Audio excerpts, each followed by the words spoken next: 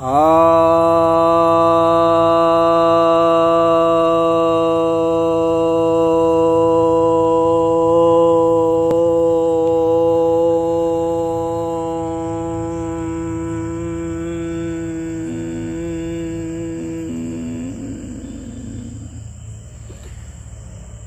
भक्तजनों को सप्रेम नमन।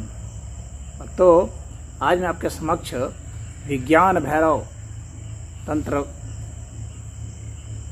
जो ग्रंथ है उस ग्रंथ के मैं 22वें श्लोक की व्याख्या करने जा रहा हूँ। यह ग्रंथ भैरव भैरवी के संवाद के रूप में है। तो यह जो 22वां श्लोक है यह भैरवी वाच है। श्री भैरवी वाच। श्री भैरवी कह रही हैं, क्या कह रही है? देव देव त्रिशूलांक कपाल कृत भूषण दिग्देश काल शून्य च व्यपदेश विवर्जिता। अर्थात हे देवों के देव, जो त्रिशूल धारण करते हैं, ऐसे देव जिनका भूषण कपाल है और जो दिशाओं से, स्थान से और समय से शून्य है, ऐसे जो आप परिचय से जो विवर्जित हैं, यानी नाम रूप से रहित हैं, ऐसे कि अब इस श्लोक का अगला भाग 23वें में जाएगा, इसलिए अभी इतना ही है। तो कह रहे हैं, तो इनके विषय में थोड़ा सा वर्णन कर रहे हैं। यानी भैरव के विषय में भैरवी यह कह रही है कि ये देवों के देव हैं। यानी जितने भी देव हैं, देव किनको कहते हैं? देव कहते हैं जो ऊर्जाओं के आदि स्रोत हैं, उनको देव कहा जाता है। अधिष्ठाता जो हैं, शक्तियों के जो अधिष्ठाता हैं, उनको देव कहते हैं। भिन्न भिन्न शक्तियों के जो अधिष्ठाता होते हैं उन्हें देव कहा जाता है। उसमें देवता होते हैं और देवियाँ होती हैं। तो ये सभी देवताओं के, सभी इस तरह के जो देव हैं उनके भी ये देव हैं, इसलिए ये महादेव हैं भैरव जी। तो उनका वर्णन ये कर रहे हैं। त्रिशूलांक, जो त्रिशूल धारण करते हैं। त्रिशूल अर्थात 3 प्रकार के शूल, 3 प्रकार के कष्ट जो होते हैं, त्रिशूल। तो आधिभौतिक, आधिदैविक और आध्यात्मिक, ये 3 प्रकार के कष्ट होते हैं, शूल होते हैं। और ये जो 3 शक्तियां होती हैं, इच्छा, ज्ञान और क्रिया, ये 3 शक्तियां होती हैं, उसका भी इस 3 शूल से मतलब होता है। तो ये जो 3 प्रकार के हैं, तो आधि भौतिक है, यानी पदार्थों के कारण जो हमें वेदना है, कष्ट है, वह आधि भौतिक है। और आधिदैविक है जो शक्तियों के कारण है। तो शक्तियों में इच्छा, ज्ञान और क्रिया रूप शक्तियाँ आ जाएंगी। और जो आध्यात्मिक है, आधिदैविक में जो ऐसे प्राकृतिक घटनाएं होती हैं वे भी शामिल होती हैं। और आध्यात्मिक कष्ट है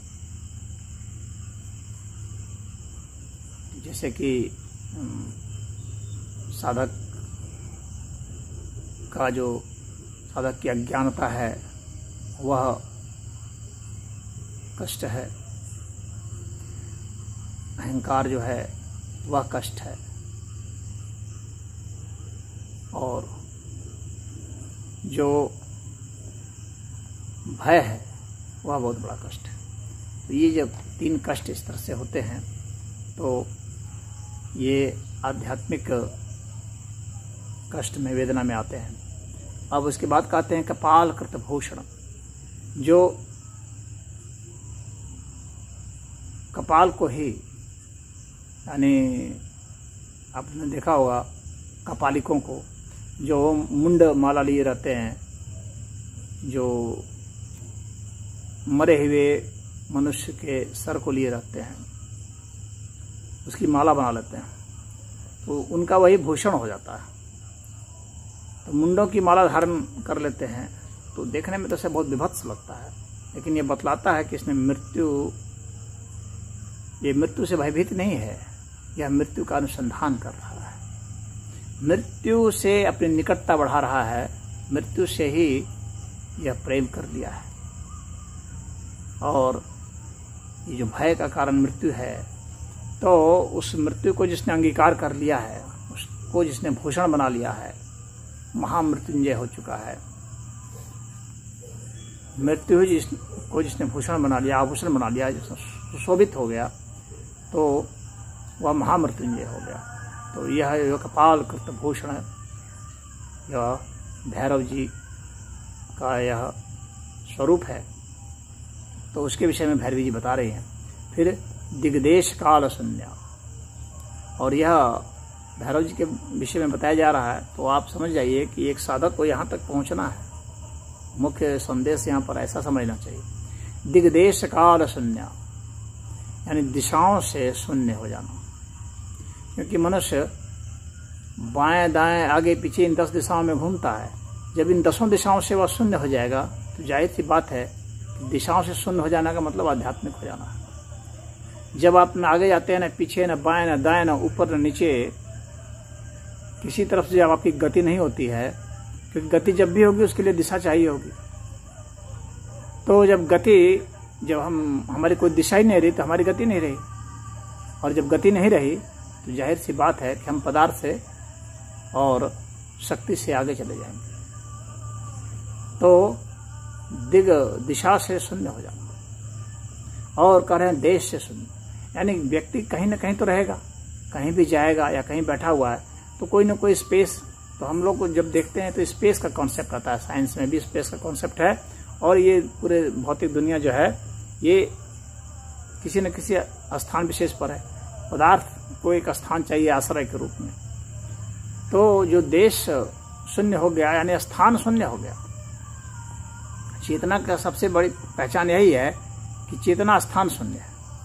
बाकी चीजें जितनी हैं, सब कोई न कुछ स्थान घेरती हैं, बाकी सभी को स्पेस चाहिए, लेकिन चेतना ऐसी चीज है जिसे स्पेस नहीं चाहिए। अब यह बड़ा विचित्र लगेगा, अरे कोई चीज है उसको स्पेस कैसे नहीं चाहिए? तो स्पेस नहीं चाहिए इसे, स्पेस स्वयं इसका आश्रय लेता है, स्थान इसका आश्रय लिया हुआ है, ये स्थान का आश्रय नहीं लेता है। तो स्पेस जिसमें रहता है वह चेतना है। तो यह स्पेस शून्य है एक तरह से, ऐसे भी आप समझ सकते हैं। इसे स्थान नहीं चाहिए। तो जो सर्वव्यापी है वह स्थान का मोहताज नहीं होता है। तो स्पेस शून्यता, जीरोनेस ऑफ स्पेस, स्थान की शून्यता, देश शून्यता, यह उच्च स्तर की अवस्था होती है और यह परम चेतन की अवस्था होती है। तो आपको उस स्थान से परे जाना है जो कि स्थान घेरता है, यानी स्थान से ही आपको परे हो जाना है। यह बहुत बड़ी बात होती है। फिर एक काल शून्यता, समय से, और ये पूरा जो जगत है, जो दृश्य जगत है और जो आज तक अनुभूत जगत है वैज्ञानिकों के द्वारा भी, ये सभी टाइम, स्पेस और मैटर इसी में घूम रहे हैं और यहाँ पर दिशाओं में घूम रहे हैं। तो यहाँ पर कहा जा रहा है कि नहीं, आप समय से भी शून्य हो जाइए, टाइम शून्य, क्योंकि टाइम रहेगा तो मैटर रहेगा, टाइम रहेगा तो एनर्जी रहेगी। शिव तत्व जो है वो समय से परे है।